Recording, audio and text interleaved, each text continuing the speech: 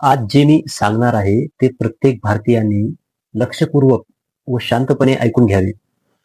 आपल्या देशामध्ये एक गैरसमज पसरवला जात आहे. तो गैरसमज असा आहे की माझ्याकडे आधार कार्ड आहे, माझ्याकडे मतदान कार्ड आहे, एरवी माझ्याकडे पासपोर्ट सुद्धा आहे, म्हणून मी भारताचा नागरिक आहे. आता कायद्याने अशी समजूत करणे ही एक चुकीचं आहे. कारण भारताचं नागरिकत्व हा एकच कायदा ठरू शकतो आणि तो म्हणजे सिटिझनशिप ऍक्ट 1955.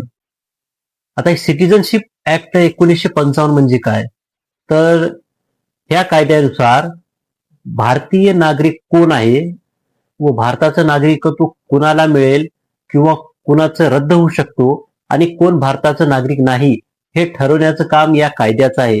नागरिकत्व कसं मिळतं आणि कधी ते रद्द होऊ शकतं? Aadhaar card, voter I D, PAN card, ration card किंवा ड्रायव्हिंग लायसन्स हे सगळे कागद ओळखीचे कागद आहेत, नागरिकत्वाचे नाहीत. आता आधार कार्डाबद्दल सत्य समजून घ्या. आधार कार्ड म्हणजे फक्त भारतात राहणाऱ्या व्यक्तीची ओळख. आधार कायद्यातच स्पष्ट लिहिलं आहे की आधार हा नागरिकत्वाचा पुरावा नाही. भारतामध्ये अनेक परदेशी नागरिक, निर्वासित, स्थलांतरित लोक वर्षानुवर्ष राहतात आणि त्यांनाही आधार कार्ड मिळू शकतं. म्हणून आधार आहे म्हणजे नागरिकत्व आहे असं समजणं पूर्णपणे चुकीचं आहे. आता वोटर आय डी बद्दल. वोटर आय डी म्हणजे तुम्हाला मतदानाचा अधिकार आहे, पण वोटर आय डी म्हणजे नागरिकत्व सिद्ध झालं असं नाही. कारण मतदार यादीत कधी कधी चुकून नाव नोंद होतं, चुकीच्या कागदपत्रावरही नोंद होऊ शकते. म्हणूनच न्यायालयाने स्पष्ट सांगितलं आहे की वोटर आय डी हा नागरिकत्वाचा अंतिम पुरावा नाही. आता प्रश्न असा आहे की मग भारतीय नागरिकत्व ठरतं तरी कशावर? तर सिटिझनशिप ऍक्ट 1955 नुसार नागरिकत्व 5 प्रकारे मिळू शकतं. त्यामध्ये पहिला आहे जन्मावरून नागरिकत्व. भारतामध्ये जन्म झाला आणि आई वडील भारतीय नागरिक असतील तर नागरिकत्व मिळतं. दुसरं आहे वंशावरून नागरिकत्व. जर मुलाचा जन्म परदेशात झाला पण आई किंवा वडील भारतीय नागरिक असतील तर ठराविक अटीवर नागरिकत्व मिळू शकतो. तर तिसरा आहे नोंदणीद्वारे नागरिकत्व. भारतीय नागरिकांचा जोडीदार किंवा दीर्घकाळ भारतामध्ये राहणारी व्यक्ती अर्ज करून सरकारकडून नागरिकत्व हे मिळू शकते. आता त्यामध्ये चौथा आहे नैसर्गिकरणाद्वारे नागरिकत्व.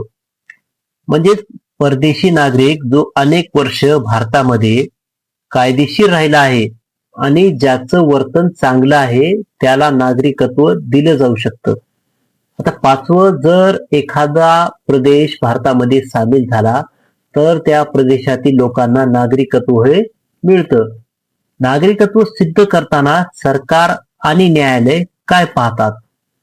तर पहा, सर्वप्रथम यासाठी एक आवश्यक सूचनेमध्ये जे कागदपत्र येते त्यामध्ये आहे जन्म प्रमाणपत्र, पालकांचे नागरिकत्व पुरावे, सिटिझनशिप सर्टिफिकेट आणि जुने सरकारी रेकॉर्ड.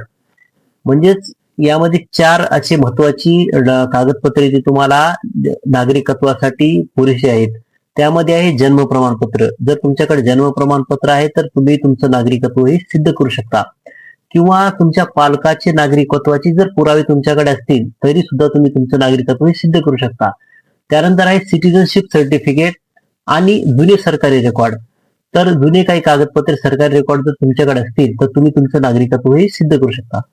आता पहा, फक्त आधार, फक्त वोटर आय डी आणि फक्त पासपोर्ट हे कधीच पुरेसं नसतं. म्हणून आजच सावध व्हा.